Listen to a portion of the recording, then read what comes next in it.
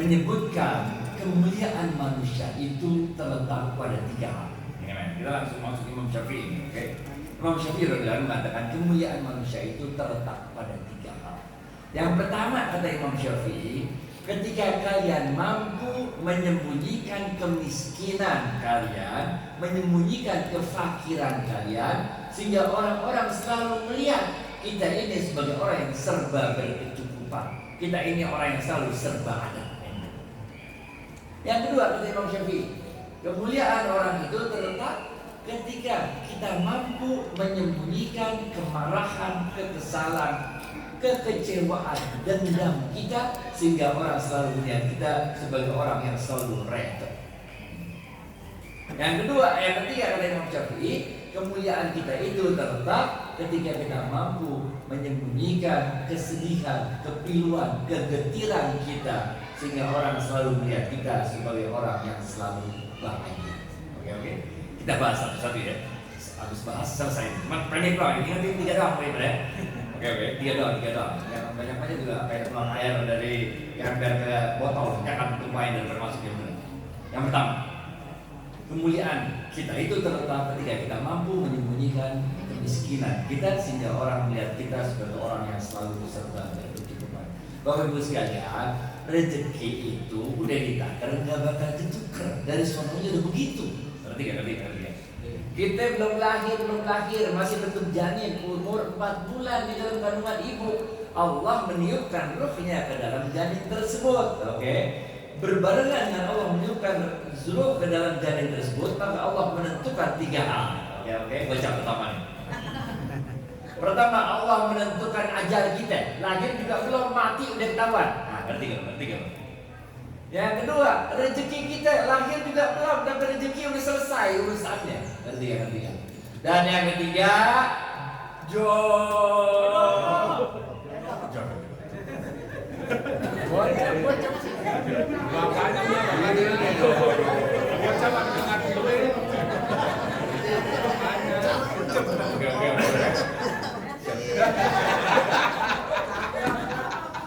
Jadi kita lahir juga belum, 3 hal udah selesai. Ajal udah selesai, lahir juga belum, mati udah ketahuan kapannya, bener gak? Rezeki, lahir juga belum, rezeki udah selesai. Jodoh, lahir juga belum, jodohnya udah selesai, udah ketahuan, bener gak? Nah, karena ini udah selesai, ngapain kita mesti mempertontonkan kemiskinan dan kefakiran kita, bener gak? Namanya juga hidup, kadang kaya, kadang miskin, kadang lapang, kadang sempit, bener gak? Tapi kan banyak lapangnya daripada sempit, ya bener gak? Kalaupun ada orang yang rezekinya terus-terusan mulai dari kecil sampai meninggal sempit, Allah mengatakan dalam sebuah hadis, ini adanya di kitab Imam Ghazali, apa Allah katakan dalam sebuah hadis qudsi, hamba-hambaku yang redho akan sempitnya, akan sedikitnya rezeki yang aku berikan padanya, maka aku pun redho akan sedikitnya amal yang dia lakukan. Ngerti gak? Ini rezeki emang udah kayak begitu dah, mau lo apain lagi rezeki, bener gak? Tapi kita emang harus tetap ikhtiar. Nah ini penting, karena ikhtiar ini bukan buat kita kaya, kagak. Ente mau ikhtiar kayak apa juga ya segitu itu, bener gak? Lu mau cari pakai halal caranya segitu juga, lu pakai cara haram segitu juga dapetnya, bener gak? Jadi buat apa kita ikhtiar? Ikhtiar itu fungsinya ada 3. Fungsi ikhtiar yang pertama, untuk menggugurkan dosa-dosa kita. Ini fungsinya.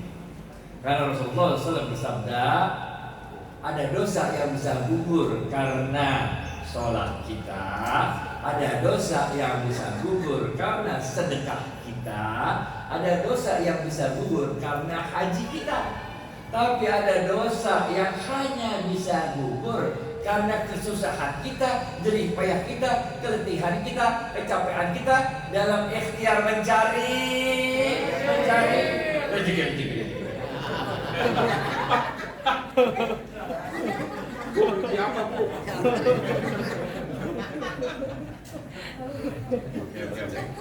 Ini fungsi ikhtiar yang pertama, gugurin dosa. Bukan buat kita kaya, bukan. Lagi pula ngapain hidup mau jadi orang kaya, bener gak? Hidup itu gak penting kaya, yang penting barokah. Ini ngerti ya? Itu sebabnya Rasulullah selalu mengajarkan kita sebuah doa yang sangat terkenal di Indonesia. Di Indonesia salah satu Ini dianggap doa mau makan, padahal bukan. Ini doanya rezeki yang bunyinya Allahumma barik lana.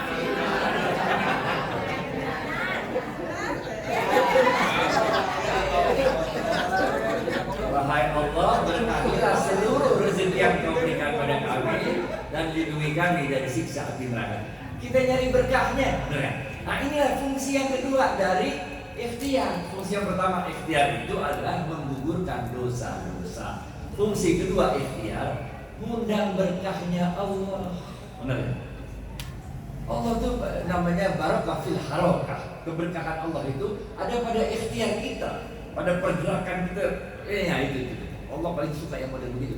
Biar kata ente anak orang kaya dah, biar kata ente punya Jaya properti kayak apa ente semua yang punya ini segede-gedenya Bintaro Jaya, tapi ente cuma tidur-tiduran doang. Allah kagak suka. Allah suka orang yang ikhtiar. Karena fungsi yang pertama gugurin dosa, fungsi yang kedua mengundang rahmat. Fungsi yang ketiga ikhtiar dan doa itu akan mengetuk pintu langit untuk Allah merubah takdir kita dari takdir yang sudah dituliskan Allah menjadi takdir yang lebih baik. Paham. Ibu-ibu, siapa nama seorang ibu yang tidak pernah menyerah dalam ikhtiarnya, lari-lari 7 kali bolak-balik Safa Marwah nyari air? Siapa, Bu?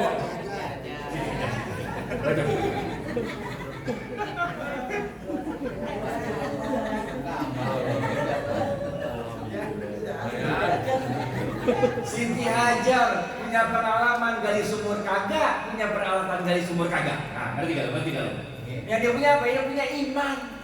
Udah ada Allah yang ngurusin kita, punya ikhtiar aja. Semampu kita lah, kita ketuk pintu langit. Yang lari-lari capek-capek ikhtiar dan doa Siti Hajar, bener gak? Yang dapetin air siapa?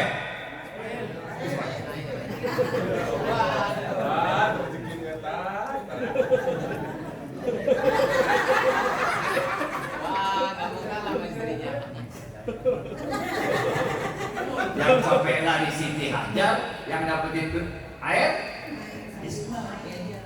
Larinya di Safa Marwah, ketemu airnya di sumur Zam-Zam beberapa ratus meter dari Safa Marwah. Ah, ngerti kan? Hidup tuh kayak begitu. Emang begitu hidup, udah jalanin aja hidup dah. Benar ya? Oke. Bagus. Top 2. Kita pemain sebelum yang 5 harus berhenti ya. Ini janjian mau syuting. Video. Bab 2. Kemuliaanmu terletak ketika engkau bisa menyembunyikan kemarahanmu, kekesalanmu, kekecewaanmu, dendammu, sehingga orang-orang selalu melihat engkau orang yang selalu redho. Redho ini kakaknya sabar. Kalau sabar itu hati kita masih bergejolak. Tapi kita sabar-sabarin, berarti kan? Kalau redho, hati dia kagak bergejolak, tenang aja lah, biarin aja lah, redho aja lah. Waktu itu Allah manggil Jibril, sini Jibril, datang Jibril. Coba Jibril, ente jalan-jalan ke bumi, Jibril, lihatin tuh kelakuan manusia. Turun Jibril lah, lihatin kelakuan manusia. Macam-macam lah modelnya, kayak model kita macam-macam, bener gak? Ente karena lagi majelis taklim aja jadi orang baik gini, bener gak? Lagi sendirian tuh kelakuan aneh-aneh, bener. Waktu Jibril jalan-jalan melihat itu, Jibril takjub. Ada seorang laki-laki yang ini redho banget sama Allah. Apapun cobaan yang Allah timpakan pada dirinya, dia selalu bilang Alhamdulillah. Apa juga ya, Alhamdulillah ala kulli hal. Jibril takjub, Jibril balik lagi ke Allah, laporan Allah. Ada satu orang apa namanya dahsyat banget, dia loh pokoknya orangnya. Pokoknya dia redho aja, apa juga kejadian Alhamdulillah. Allah tersenyum mendengar laporan dari Jibril. Kemudian Allah katakan, coba Jibril, nanti jalan-jalan ke Lauhul Mahfuz, Jibril. Mau disorot di Lauhul Mahfuz ada buku daftar calon penghuni surga dan calon penghuni neraka. Jibril jalan dah ke Lauhul Mahfuz, dibuka buku daftar calon penghuni surga, dicari nama itu orang, kagak ketemu. Jibril buka daftar calon penghuni neraka, dicari nama itu orang, ketemu. Jibril kaget, kok bisa orang segitu redonya menjadi calon penghuni neraka? Jibril narik lagi sama Allah. Allah, izinkan aku balik lagi ke dunia. Mengapain kata Allah? Aku ingin memberitahu orang tersebut agar dia berdoa padamu, meminta husnul.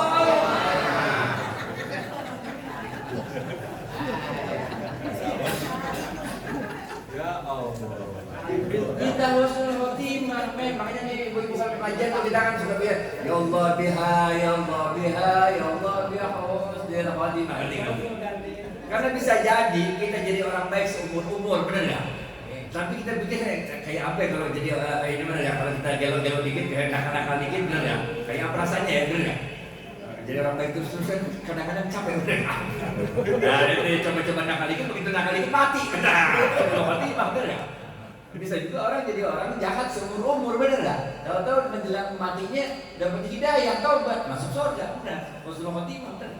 Jadi Jibril minta izin sama Allah untuk turun lagi, minta supaya orang itu berdoa kepada Allah minta husnul khotimah. Jibril turun lagi kan, Fulan kata Jibril, apa? Ente doa lagi, doa apa? Doa minta husnul khotimah sama Allah. Kenapa? Kata orang Jibril. Karena aku melihat namamu menjadi calon penghuni neraka. Minta sama Allah husnul khotimah. Orang itu ketika diberitahu Jibril dia menjadi calon penghuni neraka, apa jawabannya? Dia jawab alhamdulillah. Allah selalu memberikan yang terbaik untuk diriku. Kalau Allah menempatkan diriku di neraka sebagai tempat terbaik untuk diriku, alhamdulillah. Gelo kan tuh. Jibril balik lagi ke Allah. Allah, waduh, hambamu itu benar-benar gelo lah. Dikasih tahu suruh doa husnul khotimah karena ada namanya dalam daftar calon penghuni neraka, dia malah bilang alhamdulillah. Allah tersenyum mendengar laporan Jibril, lalu Allah bilang, coba Jibril nanti jalan lagi ke Lauhul Mahfuz, tengokin lagi ada daftarnya benar. Jibril ke Lauhul Mahfuz lagi, dia buka daftar calon penghuni neraka, dicari sama orang udah kagak ada. Jibril buka daftar calon penghuni surga, Jibril baca nama orang itu ada bagian atas. Allah telah merubah takdirnya dari seorang calon penghuni neraka menjadi seorang calon penghuni surga. Ini ngerti kan? Ini sembunyi ke siapa-siapa di antara kalian yang dapat menyembunyikan kemarahan, dendam, kesal, kecewanya, sehingga orang-orang melihat kita sebagai orang yang selalu redho. Ngapain kita nggak redho? Ngapain kita ngedumel? Kita redho nggak redho, musibah itu nggak berubah juga, benar nggak? Nah kalau kita dapat musibah, lo redho nggak redho ya musibahnya gitu-gitu juga, benar, mendingan redho, benar nggak? Iya. Ente ketabrak mobil, mau redho nggak redho, ketabrak benar nggak? Redho aja baik kan, benar nggak?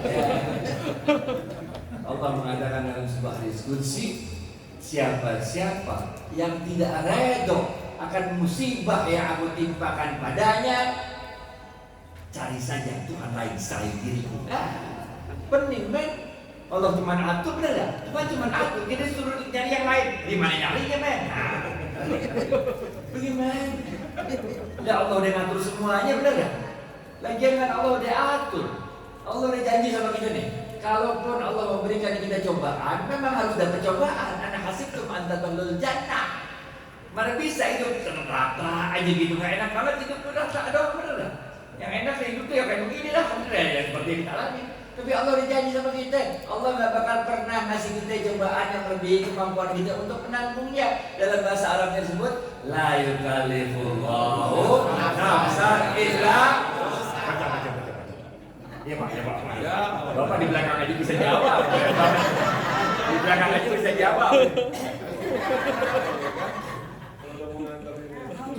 Mantap.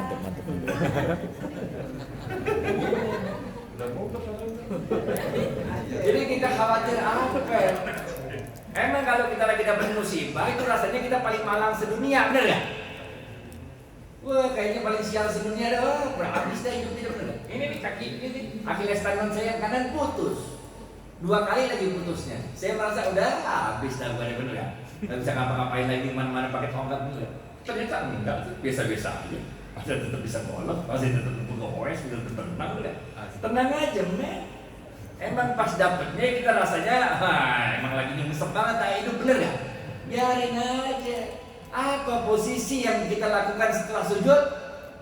Hanya ada satu posisi, berdiri. Benar nggak? Emang begitu caranya. Allah rindu dengar kita doa-doa, benar nggak? Coba ente dapat nikmat, ya palingan sujud syukur kayak habis bolin, bener nggak? Paling sujud syukur 1 menit 2 menit, bener nggak? Kemudian gitu doang.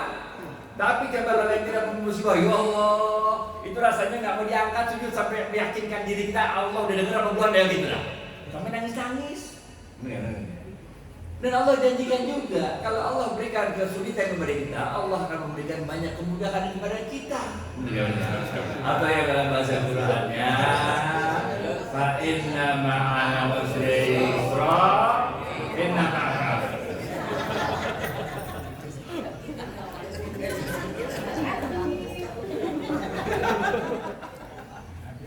Oke.